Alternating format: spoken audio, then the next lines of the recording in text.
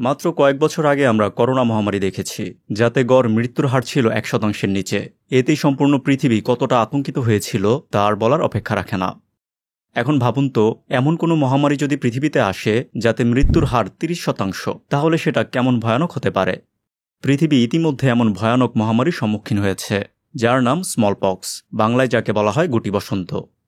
1900 থেকে 1977 সাল, এই 77 বছরে পৃথিবী জুড়ে 30 থেকে 50 কোটি মানুষ মারা গিয়েছিল এই স্মলপক্সের কারণে, যেখানে করোনায় মৃত্যুর মোট সংখ্যা 70 লক্ষ। বর্তমানে অবশ্য পৃথিবী থেকে স্মলপক্স বিলুপ্ত হয়েছে, যা সম্ভব হয়েছিল গরুর মাধ্যমে, এবং স্মলপক্সের চিকিৎসা খুঁজতে গিয়েই প্রথমবারের মতো ভ্যাকসিনের ধারণা সামনে এসেছিল।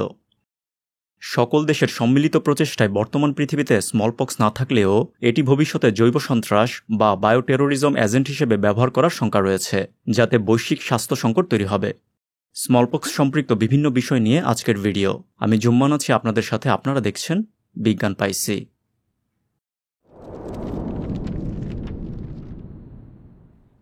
এশিয়ার সর্বশেষ স্মলপক্স পেশেন্ট রহিমা বানু। 1975 সালে মাত্র 1.5 বছর বয়সে তিনি স্মলপক্সে আক্রান্ত হয়েছিলেন। সৌভাগ্যক্রমে তিনি বেঁচে গিয়েছিলেন, যদিও স্মলপক্সের ছাপ রয়ে গেছে শরীরে। স্মলপক্স দেখতে অনেকটা চিকেন পক্সের মতো, গায়ে ফোস্কার মতো দেখা যায় এবং পর্যায়ক্রমে ফোস্কা সম্পূর্ণ শরীরে ছড়িয়ে পড়ে, যা দেখতে খুবই অস্বস্তিদায়ক। এখানে স্মলপক্স আক্রান্ত ব্যক্তির পূর্ণাঙ্গ ছবি দেখানো সম্ভব হবে না, কারণ এতে ভিডিওতে রেস্ট্রিকশন আসতে পারে। তবে গুগলে স্মলপক্স পেশেন্ট লিখলেই অনেক ছবি পেয়ে যাবেন। ভ্যারিওলা ভাইরাসের সংস্পর্শে স্মলপক্স হয়ে থাকে। সাধারণত ভ্যারিওলা ভাইরাস দ্বারা সংক্রমণের 21 দিনের মধ্যে একজনের মৃত্যু ঘটে থাকে, আর যারা বেঁচে যান তাদের শরীরে ক্ষত তৈরি হয়, কিছু ক্ষেত্রে অনেকে অন্ধ হয়ে যান। ইতিহাসে অনেক সভ্যতা এই স্মলপক্সের কারণে বিলুপ্ত হয়ে গিয়েছে। উত্তর আমেরিকাতে থাকা আদিবাসীদের মধ্যে স্মলপক্স ছিল না, কিন্তু যখন ইউরোপিয়ানরা উত্তর আমেরিকাতে যান তখন তাদের মাধ্যমে উত্তর আমেরিকাতে স্মলপক্স সংক্রমণ ঘটে। এখন নতুন ভাইরাসের বিপরীতে উত্তর আমেরিকার আদিবাসীদের মধ্যে প্রতিরোধ ক্ষমতা কম থাকায় আদিবাসীদের মধ্যে মৃত্যুর হার ছিল 60 থেকে 90%। এতে স্প্যানিশ বাহিনী প্রায় যুদ্ধ ছাড়াই আদিবাসীদের অঞ্চল দখল নিতে পারে। ক্যারিবীয় দ্বীপপুঞ্জে স্প্যানিশদের মাধ্যমে ছড়ানো স্মলপক্সে টাইনো জাতি সম্পূর্ণ বিলুপ্ত হয়ে যায় 15 শতকের শেষভাগে। পুরো ক্যারিবিয়ানের জনসংখ্যা পতন হয় 80 থেকে 90%। অস্ট্রেলিয়ান আদিবাসীদের ক্ষেত্রেও একই চিত্র। 1800 শতকে ইউরোপিয়ানরা অস্ট্রেলিয়া গেলে সেখানে স্মলপক্সের সংক্রমণ ঘটে। 1789 সালে সিডনি ও আশেপাশে স্মলপক্স মহামারীতে অনেক আদিবাসী গোত্র বিলুপ্ত হয়ে যায়। ইউরোপিয়ানরা কিছু কিছু ক্ষেত্রে স্মলপক্সকে অস্ত্র হিসেবেও ব্যবহার করেছিল, যেমন 1763 সালে ফোর্ট পিট পেনসিলভেনিয়া অবরোধের সময় ব্রিটিশ সেনারা আদিবাসীদের স্মলপক্স সংক্রমিত 2টি কম্বল দেয়, এই ভেবে যে স্মলপক্স সংক্রমণে এরা মারা যাবে, এতে সরাসরি যুদ্ধে জড়াতে হবে না। কম্বলের ফলে কতজন আমেরিকান আদিবাসী মারা গিয়েছিল এর অফিসিয়াল কোনো ডকুমেন্ট না থাকলেও অনেকেই স্মলপক্সে সংক্রমিত হয়েছিল। এটিকেই পৃথিবীর প্রথম জৈব অস্ত্র ব্যবহার হিসেবে বিবেচনা করা হয়। স্মলপক্সের প্রভাব যে শুধু আদিবাসীদের মধ্যে পড়েছিল তা কিন্তু নয়, ইউরোপিয়ানরাও স্মলপক্স দ্বারা মারাত্মকভাবে ক্ষতিগ্রস্ত হয়েছিল। যেমন 17 থেকে 1800 শতকে প্রায় প্রতি বছর ইউরোপে স্মলপক্স মহামারী দেখা দিত। অনুমান করা হয় যে শুধু 1800 শতকেই প্রায় 6 কোটি ইউরোপীয় স্মলপক্সে মারা যায়। পৃথিবীতে স্মলপক্সের ইতিহাস বহু পুরনো। স্মলপক্সের সবচেয়ে পুরনো এভিডেন্স পাওয়া যায় প্রাচীন গ্রিসে। 1898 সালে মিশরে একটি মমি পাওয়া যায়, যা ছিল ফেরো রামেসিস 5-এর। মমির মুখে এবং শরীরে স্মলপক্সের মতো দাগ দেখা যায়, যা হচ্ছে স্মলপক্সের প্রাচীনতম ভৌত প্রমাণ। আনুমানিক খ্রিস্টপূর্ব 1157 সালে রামেসিস 5 মারা গিয়েছিলেন। ভারত এবং চীনের প্রাচীন গ্রন্থেও স্মলপক্সের উল্লেখ রয়েছে। এখন আপনার মনে প্রশ্ন আসতে পারে, ঠিক কতটা আগে পৃথিবীতে স্মলপক্সের আবির্ভাব ঘটেছিল? আসলে ঠিক কতটা আগে এই ভাইরাসের প্রাদুর্ভাব শুরু হয়েছিল তা নিশ্চিতভাবে বলা সম্ভব নয়। তবে ধারণা করা হয় যে খ্রিস্টপূর্ব প্রায় 10,000 বছর আগে যখন মানুষ পশুপালন শুরু করে তখন থেকে স্মলপক্স মানুষের মধ্যে বিস্তার লাভ করে। কারণ ভেরিওলার মতো অর্থোপক্স ভাইরাস গরু, ছাগল, শূকরের মতো প্রাণীর মধ্যেই বেশি দেখা যায়। আবার অনেকের ধারণা ইঁদুর থেকেও এই ভাইরাস মানুষের মধ্যে আসতে পারে। এখন যত আগেই স্মলপক্স শুরু হোক না কেন, স্মলপক্স নির্মূল হওয়া পর্যন্ত কিন্তু এই রোগের কোনো চিকিৎসা ছিল না, যদিও রিসেন্টলি আমেরিকা কিছু ওষুধ অনুমোদন করেছে। এখন আপনার মনে প্রশ্ন আসতে পারে, স্মলপক্সের যদি কোনো চিকিৎসা নাই থেকে থাকে তবে কিভাবে এই রোগকে চিরতরে পৃথিবী থেকে নির্মূল করা সম্ভব হলো?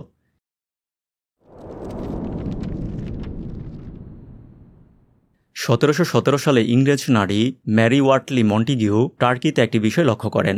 সেখানে সুস্থ মানুষের শরীরে আঁচড় কেটে স্মলপক্সের সামান্য জীবাণু লাগিয়ে দেওয়া হয়। আসলে বিষয়টি ছিল স্মলপক্স হবার আগেই অল্প পরিমাণ স্মলপক্স জীবাণু শরীরে দিয়ে দেয়া, যাতে এর মাধ্যমে স্মলপক্সের বিপরীতে ইমিউনিটি তৈরি হয়। জীবাণু সংক্রমণের মাধ্যমে ইমিউনিটি তৈরি করার ধারণা বহু আগে থেকেই ছিল, যাকে বলা হয় ইনোকুলেশন। ইন্ডিয়া, চায়না এবং আফ্রিকাতে বিভিন্নভাবে এর চর্চা হতো। যেমন মধ্যযুগে চাইনিজরা স্মলপক্সে আক্রান্ত ব্যক্তির ফোসকা নিয়ে তা শুকিয়ে পাউডার তৈরি করে সেটা তুলাতে রাখত। এরপর সেই তুলা একটি পাইপে রেখে ফু দিয়ে সুস্থ মানুষের শরীরে স্মলপক্সের জীবাণু ঢুকিয়ে দিত। এই পদ্ধতি কিন্তু সম্পূর্ণ নিরাপদ ছিল না। ইনোকুলেশনের ক্ষেত্রে স্মলপক্সে আক্রান্ত হয়ে মৃত্যুর সম্ভাবনা ছিল 2%। এরপরেও মানুষ ইনোকুলেশনের মধ্য দিয়ে যেত, কারণ তখন পর্যন্ত মানুষ এটা লক্ষ্য করেছিল যে যাদের একবার স্মলপক্স হয় তাদের দ্বিতীয়বার আর স্মলপক্স হয় না। সেই সাথে প্রত্যেকেই জীবনে কোনো না কোনো সময় স্মলপক্সের মধ্য দিয়ে যাবে এমন ধারণা ছিল। ফলে পূর্ণাঙ্গ সংক্রমণের আগেই সামান্য জীবাণু দ্বারা আক্রান্ত হলে তাতে মৃত্যুর ঝুঁকি কম থাকে এবং ভবিষ্যতে স্মলপক্স হবে না এমন নিশ্চয়তাও পাওয়া যায়। ফলে ইনোকুলেশনই ছিল ওই সময় স্মলপক্সের একমাত্র চিকিৎসা। মানুষও স্মলপক্সকে এতটাই ভয় পেত যে ইনোকুলেশনকে তুলনামূলক নিরাপদ চয়েস মনে করত।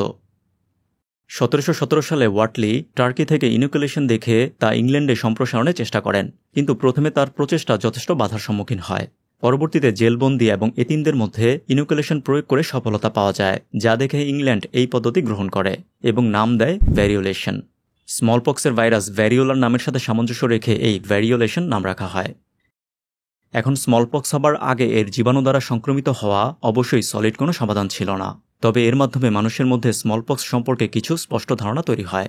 যেমন ইনোকুলেশন বা ভ্যারিওলেশনের পরবর্তী 10 থেকে 12 দিন হচ্ছে ক্রিটিক্যাল সময়। এই সময়সীমার মধ্যে স্মলপক্সের সিমটম প্রকাশ পাবে, ফলে ওই কয়েকদিন ভ্যারিওলেশন করা ব্যক্তিকে আলাদা করে রাখা হতো, অর্থাৎ আইসোলেট করার ব্যবস্থা করা হয়।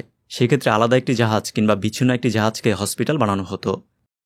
এত কিছুর পরেও কিন্তু স্মলপক্স যেমন আতঙ্কের বিষয় ছিল তেমনই থেকে যায়, কারণ কেউ স্মলপক্সে আক্রান্ত হয়ে গেলে ভাগ্যের উপর নির্ভর করা ছাড়া অন্য কিছু করার ছিল না।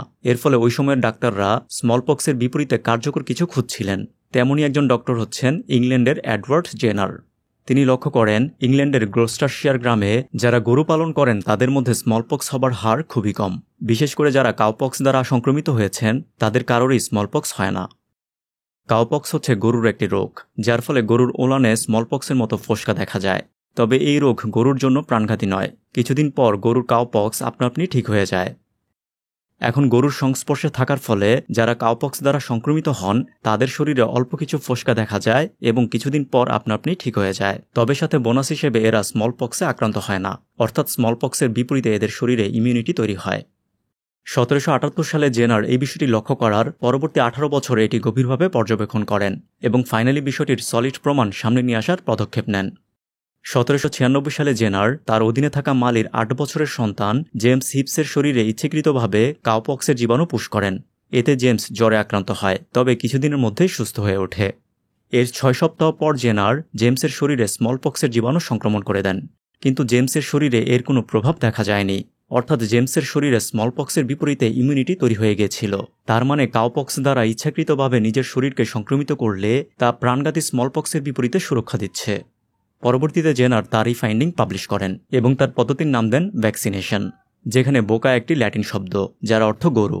এখন জেনারের পদ্ধতি যেহেতু গরুর সাথে সম্পৃক্ত, সেহেতু বোকা শব্দ থেকে উদ্বুদ্ধ হয়ে নাম রাখেন ভ্যাকসিনেশন। যদিও বর্তমানে ভ্যাকসিনেশন শব্দের অর্থ অনেক বিস্তৃত হয়েছে, যে কোনো রোগের ভ্যাকসিন গ্রহণ করাকে বর্তমানে ভ্যাকসিনেশন বলা হয়।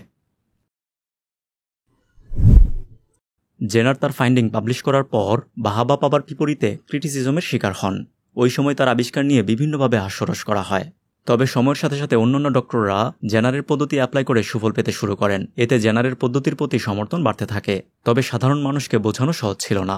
বিভিন্ন ধর্মীয় গোষ্ঠী ভ্যাকসিনেশনের বিপরীতে দাঁড়িয়ে যায়। তাদের ভাষ্য ছিল ভ্যাকসিনেশন মূলত স্রষ্টার ইচ্ছার বিরুদ্ধে কাজ, যা স্রষ্টাকে আরও ক্ষুব্ধ করবে। এছাড়া যাদের পেশা ছিল ভ্যারিওলেশন, তারাও তাদের পেশা ক্ষতিগ্রস্ত হবে ভেবে ভ্যাকসিনেশনের বিরুদ্ধে দাঁড়ান। এছাড়া ভ্যাকসিনেশন যেহেতু গরুর রোগের সাথে সম্পৃক্ত, ফলে অনেকেই এটিকে ডিসগাস্টিং মনে করত। সেই সময় ইউরোপে এমন কথাও রটে গিয়েছিল যে ভ্যাকসিনেশনের ফলে শরীর থেকে গরুর বিভিন্ন অঙ্গ গজাবে এবং একসময় মানুষ গরু হয়ে যাবে, যা নিয়ে ওই সময় অনেক পেইন্টিংও বানানো হয়েছিল। তার মানে ভ্যাকসিনেশনকে স্বাভাবিক বিষয় হিসেবে প্রতিষ্ঠিত করতে অনেক বেগ পেতে হয়েছিল। 1853 সালে ইংল্যান্ড প্রথম দেশ যারা ভ্যাকসিনেশনকে কম্পালসারি করেছিল। পরবর্তী সময়ে ধীরে ধীরে ইউরোপে ভ্যাকসিনেশন স্বাভাবিক বিষয় হিসেবে প্রতিষ্ঠিত হয়। ভ্যাকসিনেশনের কার্যকারিতা বোঝার পর সামনে আসে কিভাবে এই ভ্যাকসিনেশনকে সব জায়গায় ছড়িয়ে দেওয়া যায়।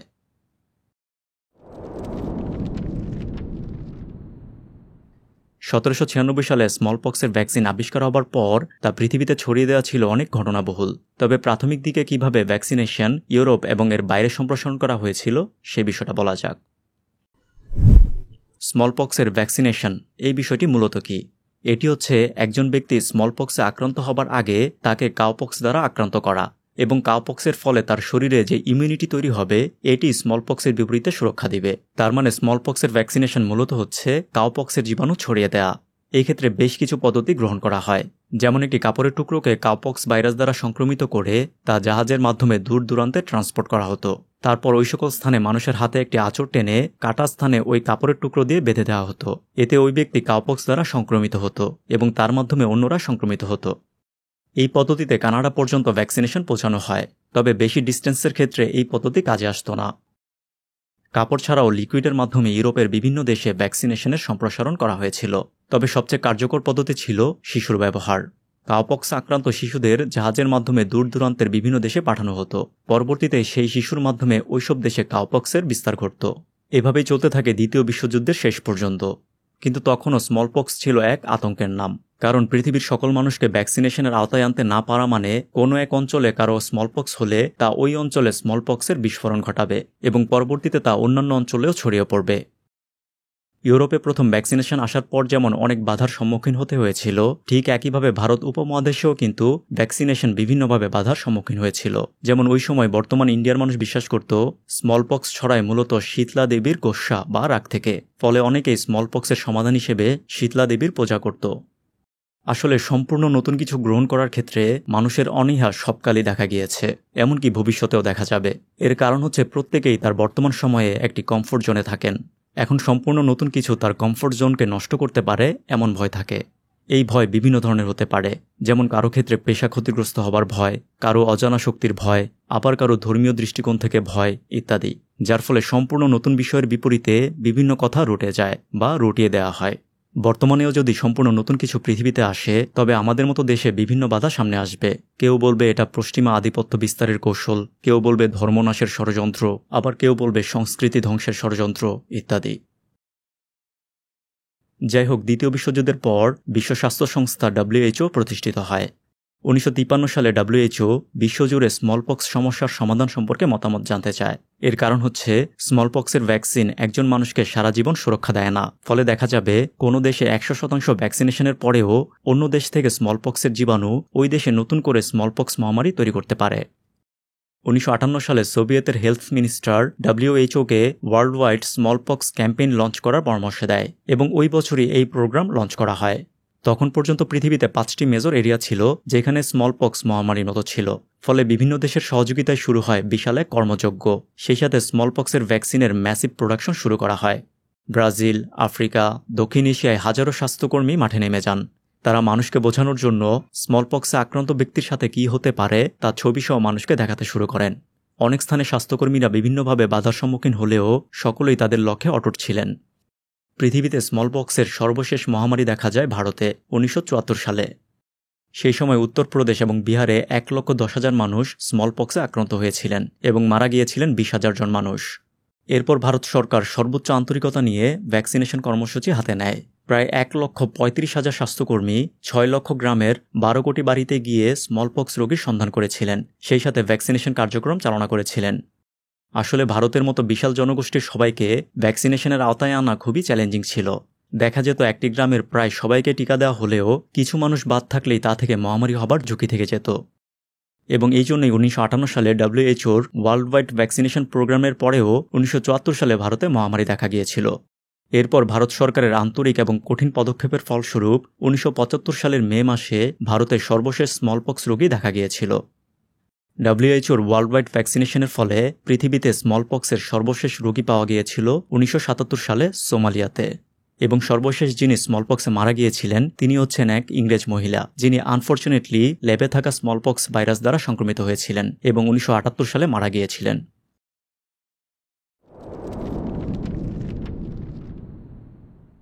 1980 সালের 8 মে বিশ্ব স্বাস্থ্য সংস্থা আনুষ্ঠানিকভাবে ঘোষণা করে যে স্মলপক্স পৃথিবী থেকে সম্পূর্ণ নির্মূল হয়েছে এবং এরপর থেকে ধীরে ধীরে বিশ্বব্যাপী স্মলপক্স ভ্যাকসিনেশন প্রোগ্রাম বন্ধ করা হয়। অর্থাৎ 1980 সালের পর থেকে আর কাউকে স্মলপক্সের ভ্যাকসিন দেওয়া হয়নি। ডক্টর জেনারের ছোট একটি আবিষ্কার প্রতি বছর 50 লক্ষ মানুষের জীবন বাঁচিয়েছে। বর্তমানে তাকে ফাদার অফ ইমিউনোলজি বলে গণ্য করা হয়। বর্তমানে স্মলপক্সের ভাইরাস পৃথিবীর প্রাকৃতিক সোর্স থেকে বিলুপ্ত হয়েছে, তবে এখনও 2টি দেশের কাছে স্মলপক্সের ভাইরাস সংরক্ষিত রয়েছে। একটি হচ্ছে আমেরিকা এবং অন্যটি রাশিয়া। পৃথিবীকে স্মলপক্স মুক্ত ঘোষণা করার পর WHO সকল দেশকে তাদের ল্যাবে থাকা স্মলপক্স ভাইরাসকে আমেরিকা কিংবা রাশিয়ার কাছে হস্তান্তর করতে বলেছিল, নয়তোবা ধ্বংস করে দিতে বলেছিল। যদিও বর্তমানে অফিসিয়ালি 2টি দেশের কাছে স্মলপক্সের ভাইরাস আছে বলে দাবি করা হয়, তবে অনেকেই মনে করেন কিছু দেশ তাদের কাছে থাকা ভাইরাস ধ্বংস করেনি, অর্থাৎ অনেক দেশের কাছে স্মলপক্সের ভাইরাস রয়ে গিয়েছে, যা এক আশঙ্কার বিষয়। এমনকি আমরা যদি বিশ্বাস করে নেই যে শুধু আমেরিকা এবং রাশিয়ার কাছে স্মলপক্সের ভাইরাস রয়েছে, তাও কিন্তু আশঙ্কামুক্ত হওয়া যায় না, কারণ এই 2 দেশেরই স্মলপক্সের ভাইরাস ধ্বংস করার কথা ছিল, কিন্তু পারস্পরিক অবিশ্বাস এবং আস্থার সংকটের কারণে কোনো দেশই সেটা করেনি। আমেরিকার দাবি ভবিষ্যতে রাশিয়া স্মলপক্সকে বায়োটেররিজমে ব্যবহার করার চিন্তা করছে কিংবা করতে পারে, একই দাবি রাশিয়ার। এখন চিন্তা করুন, 1980 সালের পর থেকে স্মলপক্সের ভ্যাকসিন দেওয়া বন্ধ বা দেওয়ার প্রয়োজন পড়েনি। ফলে 1980 সালের পরে জন্ম নেওয়া সকলেরই স্মলপক্সের বিপরীতে ইমিউনিটি নেই, অর্থাৎ বর্তমানে অতি সহজেই স্মলপক্সের মাধ্যমে মহামারী ঘটানো সম্ভব। আসলে বর্তমান সময়ে জৈব অস্ত্র এক বিশাল শঙ্কার নাম। একে তো স্মলপক্স, তার উপর বিভিন্ন দেশ জেনেটিক্যালি মডিফাই ভাইরাস নিয়ে কাজ করছে, যার একমাত্র উদ্দেশ্য হতে পারে ভবিষ্যতে এটিকে অস্ত্র হিসেবে ব্যবহার করা। কোভিড-19 মতো কম শক্তিশালী ভাইরাস, অর্থাৎ মৃত্যুর হার কম এমন ভাইরাসের ভ্যাকসিন তৈরি করতেও 18 মাস সময় লেগেছিল। এখন জেনেটিক্যালি মডিফাই শক্তিশালী ভাইরাস যদি ইচ্ছাকৃতভাবে ছড়িয়ে দেওয়া হয়, এর প্রভাব কতটা ভয়াবহ হবে তা নিশ্চয়ই অনুমান করতে পারছেন। ডক্টর জেনার যেভাবে 8 বছরের শিশুর উপর ভ্যাকসিনের ট্রায়াল করেছিলেন, তা অবশ্যই বর্তমান মানবাধিকার স্ট্যান্ডার্ড অনুযায়ী গ্রহণযোগ্য নয়। বর্তমানে এমন কাজ কেউ করলে ওই ব্যক্তির জেল জরিমানা তো হবেই, মৃত্যুদণ্ড পর্যন্ত হতে পারে। তবে জেনারের সময় ছিল অন্যরকম, সেই সময় মানবাধিকারের ধারণাও ছিল অন্যরকম। আসলে মানবাধিকার সময়ের সাথে সাথে পরিবর্তন হয়। যেমন একসময় জোর করে মানুষকে দাস বানানো হতো, এমনকি তাদেরকে পণ্যের মতো বিক্রিও করা হতো। শেকলে বেঁধে পশুর মতো মানুষকে বিক্রির জন্য হাটে তোলা হতো, যা বর্তমান সময়ে এসে কল্পনা করাও অসম্ভব। বর্তমানে চিকিৎসা রিলেটেড সকল ধরনের এক্সপেরিমেন্ট গিনিপিগ বা অন্যান্য প্রাণীর উপর পরিচালনা করা হয়, এরপর তা মানুষের উপর প্রয়োগ করা হয়। স্মলপক্স বর্তমানে শোনা না গেলেও চিকেন পক্স, মানকি পক্স শোনা যায়। এগুলো স্মলপক্সের মতো এতটা বিপজ্জনক নয়। মার্কিন খাদ্য এবং ঔষধ প্রশাসন FDA টিপক্স এবং ভিনসিডোফভির নামক 2টি অ্যান্টিভাইরাল ওষুধ অনুমোদন দিয়েছে, একটি 2018 সালে, অন্যটি 2021 সালে। এগুলো স্মলপক্সের মতো অর্থোপক্স ভাইরাসের বিপরীতে কার্যকর। টিপক্স এটি ভেরিওলা ভাইরাসের একটি প্রোটিন VP37কে বাধা দেয়, ফলে ভাইরাস কোষে কার্যকরভাবে ছড়িয়ে পড়তে পারে না। ভিনসিডোফভির বা টেমব্যাক্স, যা ভাইরাসের DNA সংশ্লেষণকে বাধা দেয়, এতে ভাইরাস তার প্রতিলিপি তৈরি করতে পারে না। বর্তমানে যদিও স্মলপক্স নেই, তবে অন্যান্য অর্থোপক্স ভাইরাস যেমন মানকিপক্সের বিপরীতে এগুলো কার্যকর ভূমিকা রাখে। ভবিষ্যতে ভেরিওলা ভাইরাসের মাধ্যমে জৈব সন্ত্রাস করা হলে এর চিকিৎসা হিসেবে এই অ্যান্টিভাইরালগুলো তৈরি করা হয়েছে এবং অনেক দেশ মজুত করেও রাখছে। আসলে সময়ের সাথে সাথে জীবন সহজ হলেও সাথে সাথে নতুন ধরনের জটিলতা তৈরি হয়েছে, যেগুলোকে ডিল করতে হলে প্রযুক্তির উন্নতিই হচ্ছে একমাত্র উপায়। প্রযুক্তিতে পিছিয়ে পড়লে অন্যের দিকে কিংবা অন্য কোনো দেশের দিকে তাকিয়ে থাকা ছাড়া আর কিছুই করার থাকবে না।